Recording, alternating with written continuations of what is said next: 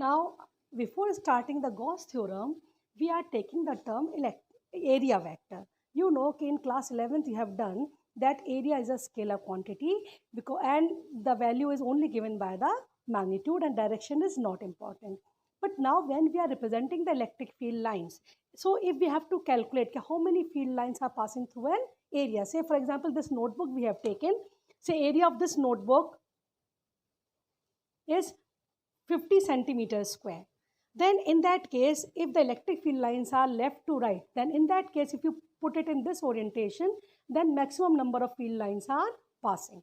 And if we put it like this, an electric field is from left to right, then none of the field line is passing through this. And if we put it at some angle, then also the number of field line is different. Means in this case, when we say area means how many lines are passing, it depends upon the dimensions of this area, but at the same time it depends upon the angle between the direction of electric field and the outward normal of the surface. So we have the term called area vector, which means whose magnitude is area of the surface and direction is given by the outward normal.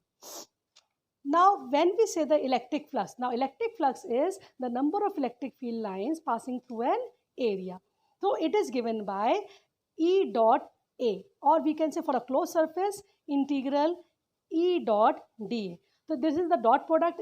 So that way we say EA cos theta, where theta is angle between the direction of area vector and the electric field. SI unit of electric flux is Newton meter square per coulomb.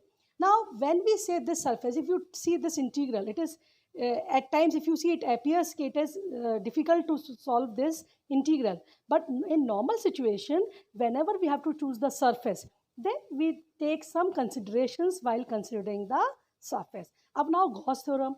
The Gauss theorem states that the electric flux passing through any closed surface due to any charge is 1 upon epsilon naught times the net charge enclosed by the surface.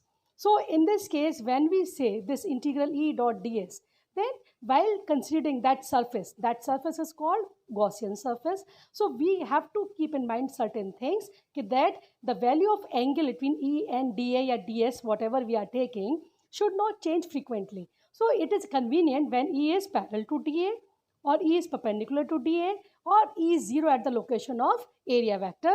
Then in that case, it will be easier for us to calculate the flux and thus calculate the electric field.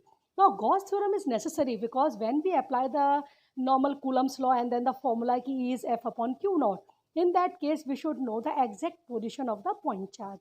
But if we are having the continuous charge distribution sort of thing, then we cannot apply it by Coulomb's law. So for that case, we are having the Gauss theorem for calculating the electric field. Now if we see the derivation of Gauss theorem, it is not in the syllabus, but just to check, we are having a point charge and say we take a spherical Gaussian surface, then at any point, say R, we have to calculate the value of electric field. Then if we are calculating this Gaussian surface we have taken of radius R, which is spherical in shape, so in this case, electric field is radially outward, area vector is also radially outward, so angle between these two directions is 0. The electric flux will be E dot dA, a closed integral.